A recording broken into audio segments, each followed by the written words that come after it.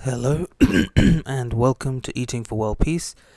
Today we will be discussing the Syrian Civil War and how it really isn't a civil war. It's a war involving many international players. It's highly complex, with hundreds, if not thousands, of small militias and groups involved. So this began in 2011 and is ongoing. It began mainly as a way to remove the incumbent president in Syria, Bashar al-Assad, who came to power in a coup. Well, his father came to power in a coup d'etat and then inherited power from his father. There have been elections, whether or not they're real or not, who knows. I'm not really going to go into the morality of things. More just what's the state of play, who's involved, and the situation, because I'll let you worry about the morality. So you can see here Syria on the map. To the north you have Turkey, and you can see the route into the Balkans, Bulgaria, Romania, and then the eventual stop of Germany for refugees. So they go via Turkey through there. Often into Greece as well, so there are two separate streams that they can go through. Anyway, you have Iraq and ISIL to the right or the east. You have Turkey to the north. You have Jordan and Israel to the south, and Lebanon to the west. Essentially, on one side you have the Syrian government, you have Iraqi Shia militias from the south of Iraq, they're fighting for the government in Syria. You have southern Lebanese Hezbollah militants fighting for the government. You have the Syrian Arab Army, which is the Syrian army. You have Iranian advisors. You have Russian airstrikes. So there's a lot of different groups. And there are also Afghanistani people who are refugees in Iran fighting in Syria, apparently for Iranian citizenship. So that's also true. On the other side, you have Turkey, Saudi Arabia, Qatar, which is this little thing just to the east of Saudi Arabia, that little spur of land. So you also have, apart from the Gulf Arab countries, Turkey, but also European countries such as the US, UK, France and Germany, who are providing weapons via Saudi Arabia, as Saudi Arabia has no weapons industry of its own, and then they send them to the rebels in Syria. Also the US too. So there are a lot of players involved here, and let's look in a bit more detail about the state of play of the war at the moment, right now in early 2016. It's generally swinging towards the government forces and their allies from the region and Russia. So this is the south of the country. You can see Damascus and Daraa in the south, and there's a highway that links them. Essentially the two areas around Daraa are owned by the rebels, and that sort of highway is owned by the government, so they have a little strip of land. The majority of Damascus is in government hands, but there's a large area in rebel control as well. So looking further north, you have Damascus, and further north you have Homs, and then Hama further north still, and it's sort of on a chain, because the most of the east of the country is desert, so most of the big cities are in a chain on the west of the country.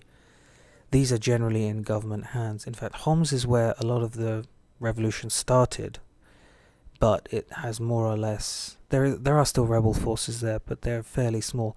Further north of Hama, you have Idlib, and then you have Aleppo even further north.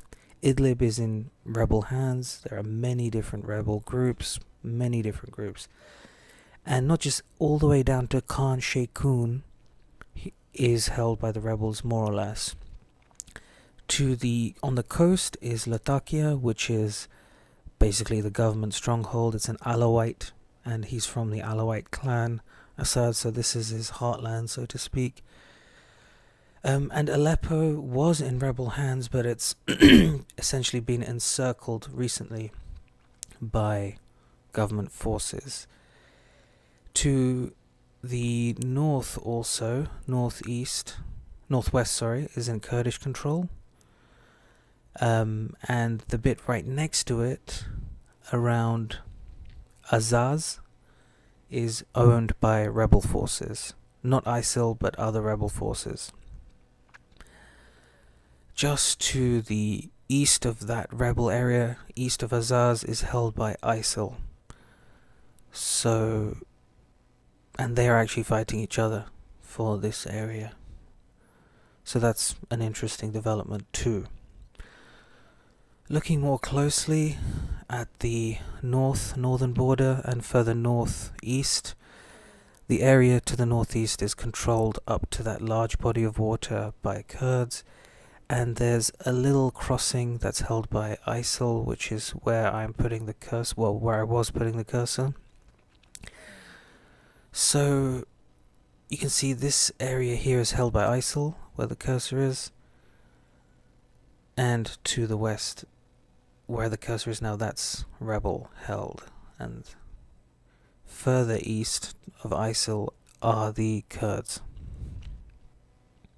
So that's an interesting development too.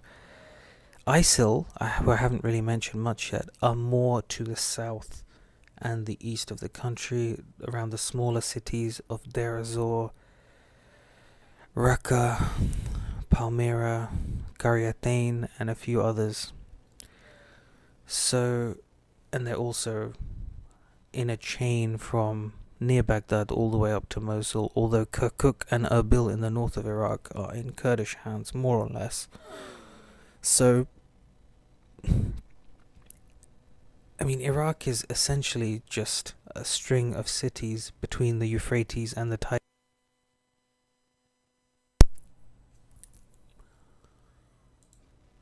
Although that isn't strictly true, in Deir ez-Zor the Syrian government forces have, and allies have, launched an offensive and are actively fighting against ISIL and have lost many people. So I don't want to say that they're not fighting at all, because that's just not true. Although the intensity is lower than that against the rebel. So what do I mean when I say rebel forces? Frankly, it's difficult to say. There's the Free Syrian Army, which is apparently local civilians arming themselves against the government, plus defectors from the Syrian army. I don't know if that's true, maybe. Plus, there are lots of foreigners that they say are with the rebels. Who knows if that's true? Essentially, I'm just saying what the warring parties are saying about each other. Also, the rebels are not a single group. There are hundreds of different militias, and what they believe, what they want for Syria is probably a religious order based on elements of Salafism and other sort of ideas like that. Who actually knows? No one really knows for sure. So,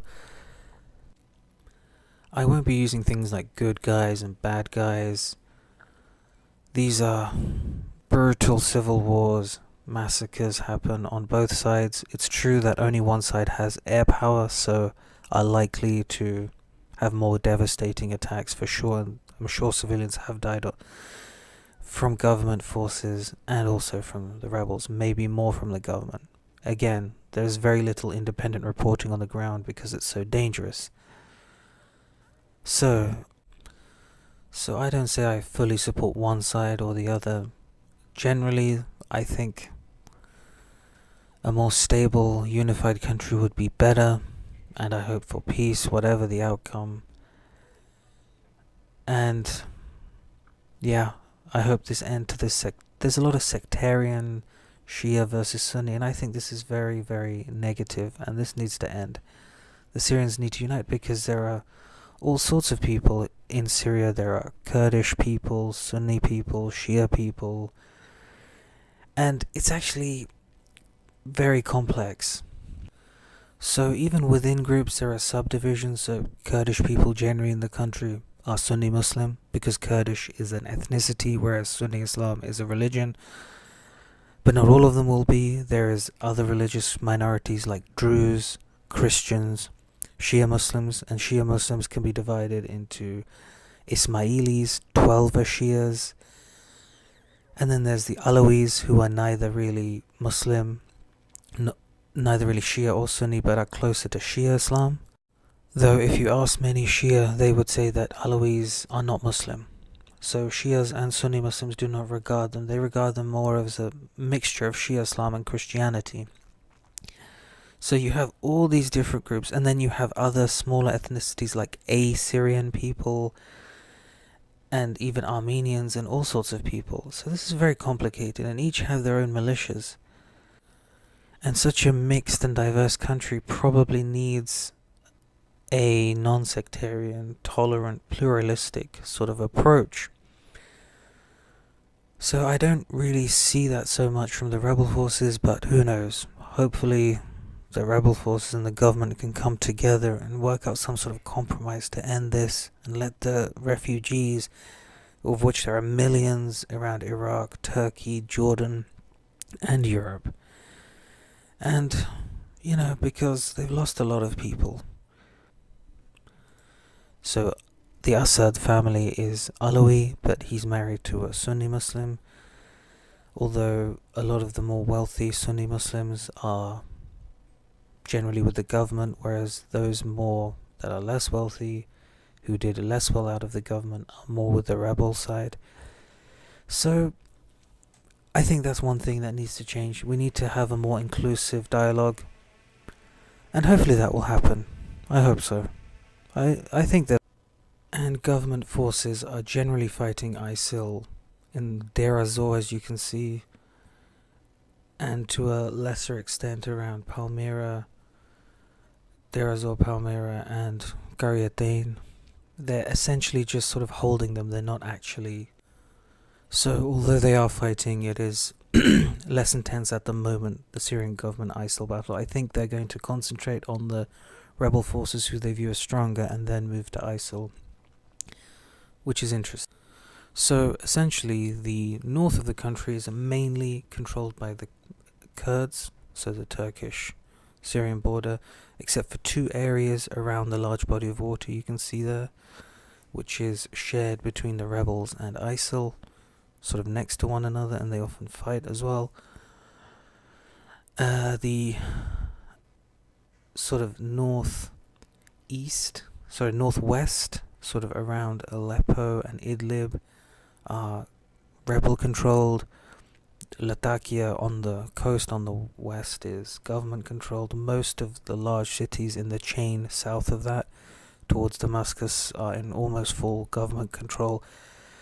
And in the south there are 2 pockets of rebel forces split by the highway, which is government controlled. And to the east and the south around Raqqa and Deir ez-Zor is generally ISIL controlled, although there is a large pocket of government forces in Deir ez-Zor who are kept supplied. I'm not sure exactly how, but they're fighting ISIL there, the government forces. So it's very confusing, a lot of players involved.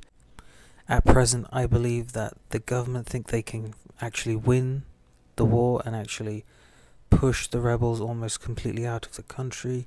Whether or not that is feasible, time will tell, possibly. But I think the government do need to give a bit for the rebels, because they need to live together in the future. So a little bit of goodwill would be very good from both sides. And yes, the rebel sides have not really wanted to negotiate without preconditions. So, but then they would say they're entitled to that. So we'll see what happens with that. I think we can all agree it's time to put the weapons down and let Syrians get back to normality. I really do hope that happens. Thank you very much for listening, and hopefully one day we'll live in a world where the only fighting will be in first-person shooters.